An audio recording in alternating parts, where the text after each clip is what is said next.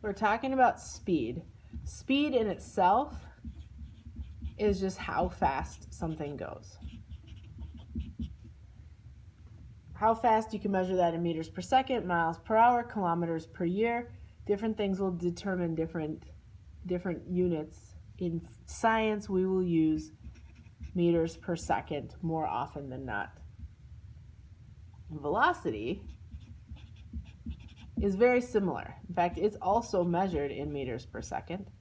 The only difference is that it is speed with a direction. It has a direction in there. When we are calculating speed, we'll calculate it as speed equals distance divided by time. It will also be used for calculating velocity. You could say that velocity equals distance divided by time. When we're doing this, we'll set up and we'll usually have our equation as s equals d divided by t. Different times will depend on, you'll have to rearrange that for what you're solving for.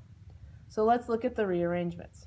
If I start with speed equals distance over time, and I need to solve for distance, I need to get distance by itself and bring time over to the other side.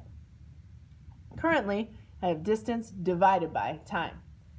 To bring it to the other side, I need to do the opposite. So the opposite of dividing is multiplying, and I'll do that to both sides. I'll take time, I have distance divided by time, then times time.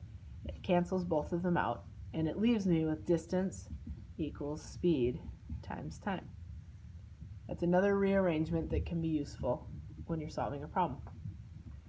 I may also start with speed equals distance over time and need to solve for time.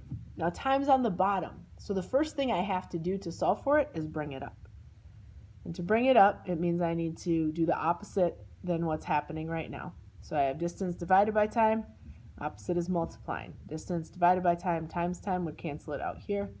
I do that to both sides, and I have time times speed equals distance. Now, time is up top, but it's still not by itself. So a second step is needed in order to solve for time. Right now, I have time times speed, so the opposite would be to divide by speed. So time times speed divided by speed cancels out. I do that to both sides. Time then equals distance divided by speed. So we have three different rearrangements of this equation, depending on what you need. In a quiz, you'll be given this, and if you need to solve for one of the other two, you'd be expected to be able to do that. If it's easier to put numbers in first, you're welcome to do that as well.